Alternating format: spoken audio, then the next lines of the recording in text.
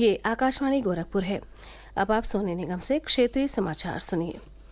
प्रधानमंत्री नरेंद्र मोदी ने कहा है कि पूर्ण विकास का लक्ष्य तब तक प्राप्त नहीं किया जा सकता जब तक कृषि क्षेत्र से संबंधित चुनौतियों का हल नहीं निकलता। उन्होंने ये भी कहा कि नवाचार और निवेश की कृषि क्षेत्र से दूरी बनी हुई है, जिससे कृषि में अन्य क्षेत्रों के मुकाबले भारत के युवाओं की भागीदारी कम बनी हुई है। कृषि और सहकारिता पर बजट के बाद सेमिनार को संबोधित करते हुए श्री मोदी ने स्पष्ट किया कि कमियों को दूर करने के लिए इस वर्ष के बजट में कई घोषणाएं की गई हैं। प्रधानमंत्री ने मौसम में परिवर्तन के बारे में रियल टाइम सूचना उपलब्ध कराने पर फसलों के पूर्वानुमान के लिए ड्रोन के उपयोग की बात कही। श्री मोदी ने स्पष्ट किया कि 2023-24 के केंद्रीय बजट और पिछले 8-9 वर्ष के बजट में कृषि क्षेत्र को महत्व दिया गया है। उन्होंने बताया कि वर्ष 2014 में कृषि बजट 25,000 करोड़ रुपए से कम था। इसे बढ़ाकर 1,25,000 करोड़ रुपए से अधिक कर दिया गया है। प्रधानमंत्री ने कहा कि आज़ादी के बाद लंबे समय से कृषि क्षेत्र अभावग्रस्त रहा है। प्रधानमंत्री ने बताया कि खाद्य सुरक्षा के लिए देश विश्व के अन्य देशों पर निर्भर रहा। उन्होंने स्पष्ट किया कि किस प्रकार किसानों ने देश को आत्मनिर्भर बनाया। उन्होंने कहा कि भारत में आज 3,000 एग्री स्टार्टअप हैं, जबकि 9 वर्ष पहले इनकी संख्या लगभग 0 थी। उन्होंने अंतर्राष्ट्रीय मोटा अनाज वर्ष का उल्लेख करते हुए कहा कि इसकी अंतर्राष्ट्रीय पहचान भारतीय किसानों के लिए वैश्विक उन्नति का मार्ग प्रशस्त कर रही है। भारतीय खाद्य सुरक्षा और मानक प्राधिकरण ने खाद्य सुरक्षा और मानक दूसरे संशोधन विनियम 2023 के अंतर्गत मोटे अनाज के लिए समग्र समूह मानक तय किए हैं। केंद्रीय स्वास्थ्य मंत्रालय ने कहा है कि ये मानक इस वर्ष 1 सितंबर से लागू होंगे। प्राधिकरण ने 15 किस्म के मोटे अनाज के समूह का समग्र मानक अब तय किया है, जिसमें स्वदेशी और वैश्विक बाजार में अच्छी गुणवत्ता के मोटे अनाज की गुणवत्ता सुनिश्चित करने के लिए 8 गुणवत्ता मानदंड तय किए गए हैं। समूह का मानक कुट्टू, कोडो, कुटकी, कोराले और एडले पर लागू होगा।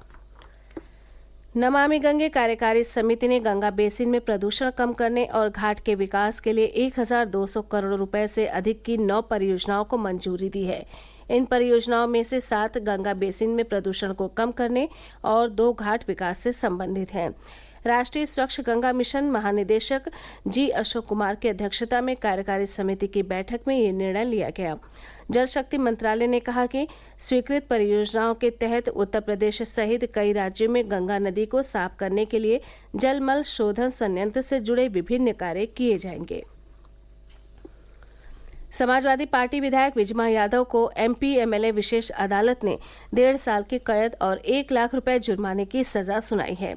उन्हें ये सजा 22 साल पुराने हिंसा और तोड़फोड़ के मामले में दी गई है।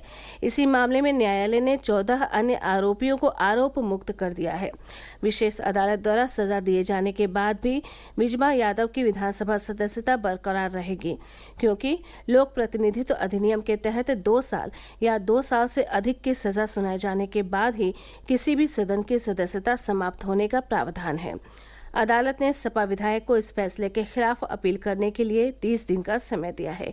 विजमा यादव प्रयागराज जिले की प्रतापपुर विधानसभा सीट से विधायक है। प्रधानमंत्री नरेंद्र मोदी 26 फरवरी को आकाशवाणी से मन की बात कार्यक्रम में देश विदेश के श्रोताओं के साथ अपने विचार साझा करेंगे।